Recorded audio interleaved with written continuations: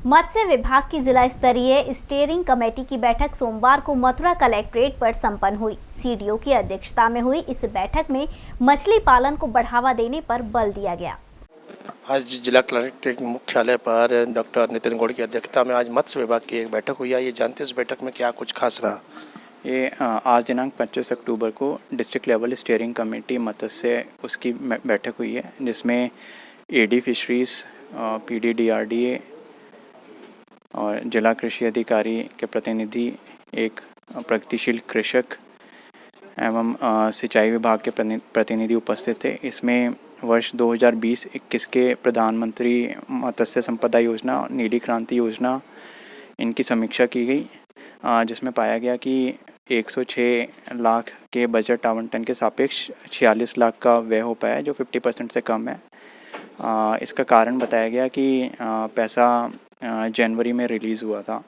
तो इस साल का जो आवंटन है 130 लाख, तो उसके सापेक्ष एडी फिशरीज़ को निर्देशित किया गया कि 31 दिसंबर तक, यानी मॉडल कोड ऑफ कंडक्ट लगने से पहले पूरा व्यय किया जाए और उपरोक्त दोनों योजनाओं का व्यापक प्रचार प्रसार किया जाए। लीडिंग हिंदी न्यूज़पेपर्स में विज्ञप्ति निकलवा के एवं तहसील और ब्लॉक के नोटिस बोर्ड्स पे चस्पा करवा के एवं जिला सूचना अधिकारी के थ्रू इसका प्रचार प्रसार करवा के सामान्य महिला और एससी में टारगेट को अचीव करने के लिए विशेष मेहनत की आवश्यकता होगी, क्योंकि ये जो योजना है इनमें लाभार्थी को अपनी इन्वेस्टमेंट भी करनी होती है।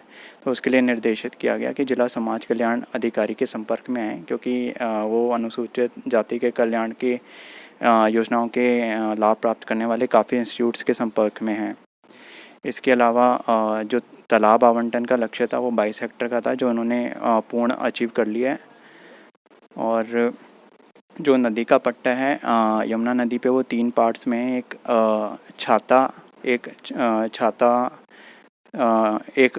छाता शेरगढ़, एक उसके बाद नेक्स्ट पार्ट जो मथुरा तक आता है और थर्ड पार्ट जो मथुरा से आगरा तक जाता है।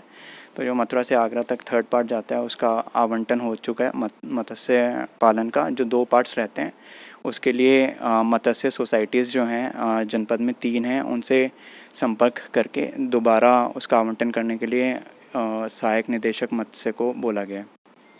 मत्स्य पालन को लेकर जनपद में क्या स्थिति है? किसानों की उसमें कितनी रुचि है और उससे कितना? मत्स्य पालन को लेकर किसानों में काफ़ी रुचि है, स्पेशली छाता साइड और नौझील साइड। और लेकिन इसके बावजूद भी कुछ लाभार्थियों को रिटर्न बैक करना पड़ा है, क्योंकि लोन सैंक्शन होने के बाद भी उन्होंने इसमें रुचि नहीं दिखाई। तो मेरी आपके माध्यम से भी अपील है कि एक काफ़ी प्रॉफिटेबल बिज़नेस है। आपको बस मछली के बीज डाल के उसकी कोई ज़्यादा देखभाल नहीं करनी पड़ती। बस आपका एक कोई नॉर्मल देखभाल करता रहे, ताकि वो बस चोरी ना हो और कोई उसमें जहरीले लिक्विड्स जैसे डिटर्जेंट वगैरह का पानी या मिट्टी का तेल द्वेषवश ना डाल दे। इसके अलावा कोई विशेष मेंटेनेंस की उसमें आवश्यकता नहीं रहती। जनपद में जो किसानों की जो समस्या है ज़्यादातर है वो खारे पानी की वजह से। हाँ, तो खारे पानी ये तो एक ब्लेसिंग इन डिस्गाइज है। जो खारे पानी में श्रिम्प होती हैं, मछली होती हैं, उनमें खारे पानी में अगर और कोई फसल ना हो लेकिन मत्स्य पालन ज़रूर हो सकता है। अभी कौन सी प्रजातियाँ ऐसी हैं जो खारे पानी में वो आसानी से? हाँ, इसमें पर्टिकुलर टाइप्स के श्रिम्प्स, ऑयस्टर्स जिसे झींगा भी बोलते हैं, वो उगाए जा सकते हैं। इसके अलावा प्रॉन्स उगाए जा सकते हैं। अभी सहायक निदेशक ने अवगत कराया कि श्रिम्प्स यहाँ पे 450 रुपये केजी भी बिका है। किसानों के लिए फ़ायदेमंद हो सकता है? हाँ जी, किसानों के लिए बहुत ज़्यादा प्रॉफिटेबल है। अपने जो नॉर्मल फसल उगाते हैं जैसे धान, गेहूँ, मक्का, सरसों, उसके अलावा अगर ये एक पर्टिकुलर अपने फील्ड में आधा हेक्टेयर के करीब अगर वो तालाब के लिए भी जगह निकाल लें और उसकी खुदाई करके उसमें बोरिंग से पानी भरा लें, वो बेशक खारा पानी भी हो, जैसे यहाँ पे खारा पानी है, उसमें बहुत अच्छी मछली हो सकती है। बस ये ज़रूरत है कि इसको किसी वैसी दुर्भावना से देखने की वजह कि हाँ, इसको अपनाने की कोशिश करें, क्योंकि ये एक बहुत ही प्रॉफिटेबल बिज़नेस है। देखा सीडीओ साहब ने बताया कि पूरी समीक्षा की गई है। हमारे साथ जिला मत्स्य अधिकारी हैं, आइए उनसे जानते हैं मथुरा में इसे जो मत्स्य पालन को बढ़ावा देने के लिए और क्या कुछ विभाग द्वारा, सरकार के द्वारा किया जा रहा है? सबसे जो इम्पोर्टेंट है महत्वाकांक्षी योजना है झींगा पालन। तो झींगा पालन इतना प्रॉफिटेबल है कि 180 रुपये किलो कॉस्ट आती है और 450-500 रुपये किलो तक का बिकता है। 3 महीने की कॉस्ट है, मतलब फसल जो है 3 महीने की है। 3 महीने में कैश आ जाता है आपके पास और साल में 2 फसल हो सकती है।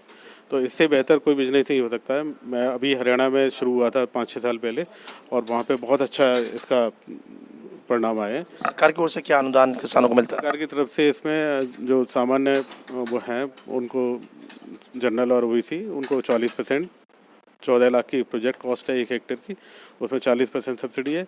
एससी और महिला के लिए 60% है, महिला किसी भी कास्ट की हो 60%। सबसे ज़्यादा ये कि उत्पादन होने के बाद उसकी बिक्री के लिए मार्केट की जरूरत पड़ती है। बिक्री कोई परेशानी नहीं है यहाँ पे, ये एक्सपोर्ट कमोडिटी है, ये बाहर जाती है। यहाँ से बड़े बड़े जो प्रोसेसिंग प्लांट है, दिल्ली में आड़त है, दिल्ली में बिकती है, बोली होती है बाकायदा, उसके बाद फिर वो प्रोसेसिंग प्लांट्स में जाकर और ये फॉरेन में एक्सपोर्ट किया जाता है।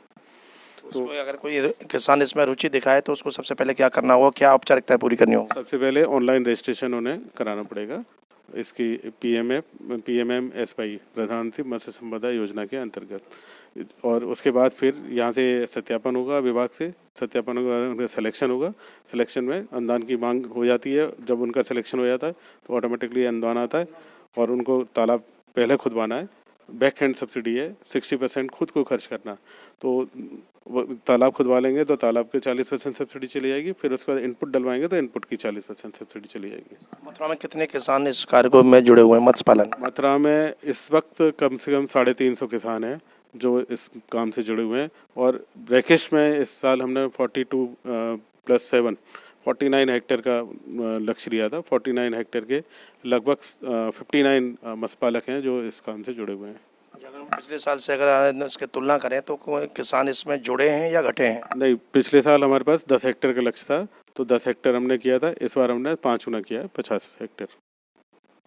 जो जिला मत्स्य अधिकारी ने बताया कि किसानों के लिए ये एक फायदे की खेती है, और देश के प्रधानमंत्री जो नरेंद्र मोदी ने कहा कि किसानों की आय हम दोगुनी करेंगे, तो उसमें एक बहुत बड़ी उपलब्धि हो सकती है अगर वो इस मत्स्य पालन में जुड़ें। और जैसा बताया कि उन्हें पहले मत्स्य विभाग में जाके और वहाँ से जानकारी लें, उसके बाद ऑनलाइन रजिस्ट्रेशन कराएं और फिर इस व्यवसाय से जुड़ सकते हैं। सामान्य श्रेणी के और जो अनुसूचित जाति के उनके लिए अलग अलग सरकार द्वारा सब्सिडी भी है। तो अगर जो किसान भाई इसमें रुचि रखते हों तो एक जो उनकी पेशे के तौर पर भी इसको अपनाया जा सकता है, और लीक से हटकर, यानी कि जो परंपरागत खेती कर रहे हैं उससे अलग हट के आप इसमें रुचि दिखाते हैं तो निश्चित ही एक बड़ा मुनाफा आप इसमें अर्जित कर सकते हैं। जीना न्यूज़ के लिए कैमरा पर्सन रिंकू वर्मा के साथ सुशील गोस्वामी, मथुरा।